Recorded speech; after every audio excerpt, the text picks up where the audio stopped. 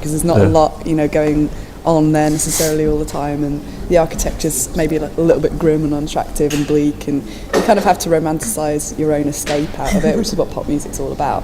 And there's lots of cities that produce good bands like Glasgow, Sheffield, Manchester, Berlin. Musicians are always attracted to Berlin. Nick Cave, Peaches, Lou Reed. These people come here because it's the city and the environment that inspires them to make good music.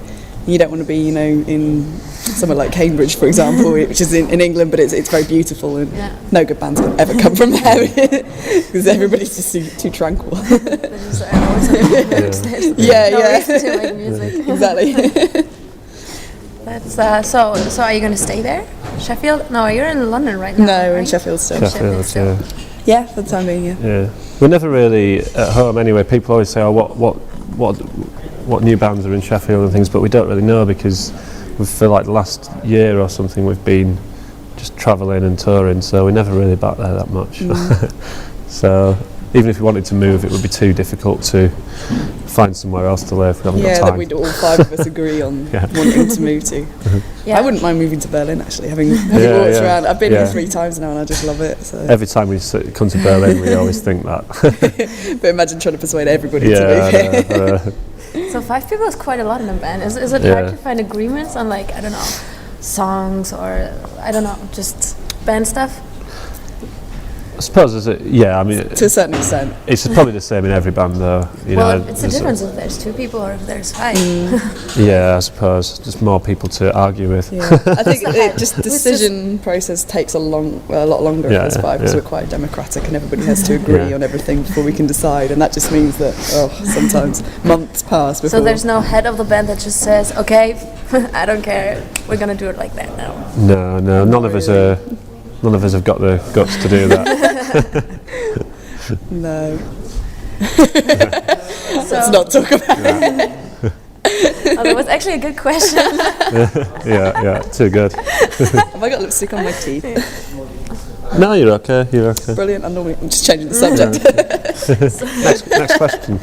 So, what part of music making do you actually like the most? Like, is it the first time you play it, or you come up with it, or the first time you play it in concert, or the songs you've played 20 times on concerts and people always love it, or what's the favorite part of it? I like recording best because that's the creative part.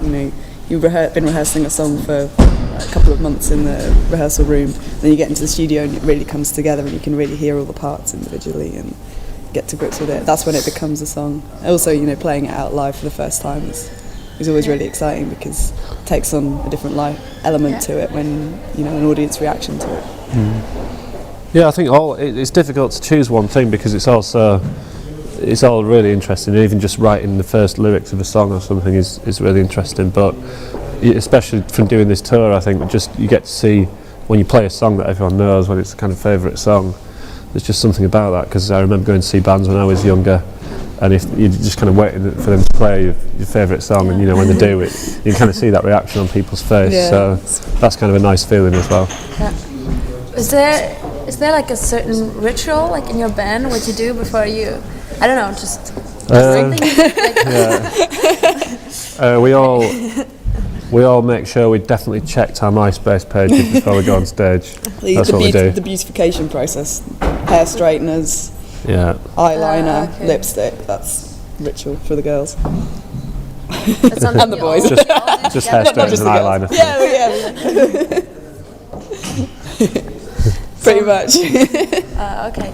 And what do you guys do when you're like in a really, really bad mood? When you when everything's just horrible. Oh God, you don't want to know. In fact, I don't know. I've never really been in a bad mood. I'm kind of a.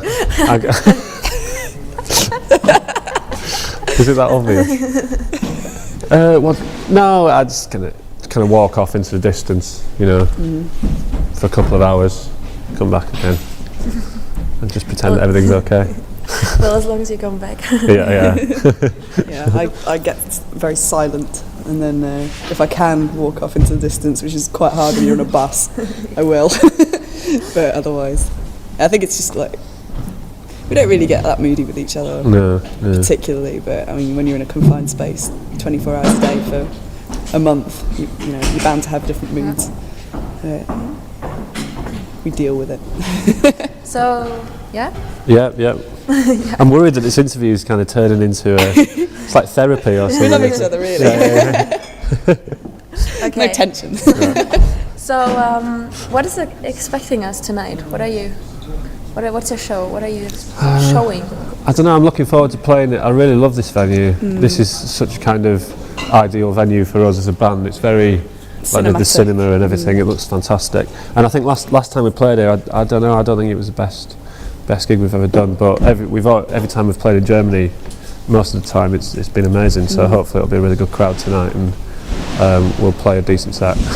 We'll probably, I think, be wearing quite short shorts for the girls, maybe red lips. I'm just telling you what you can expect, looks-wise. Yeah. And we'll be playing songs from our record. Yes.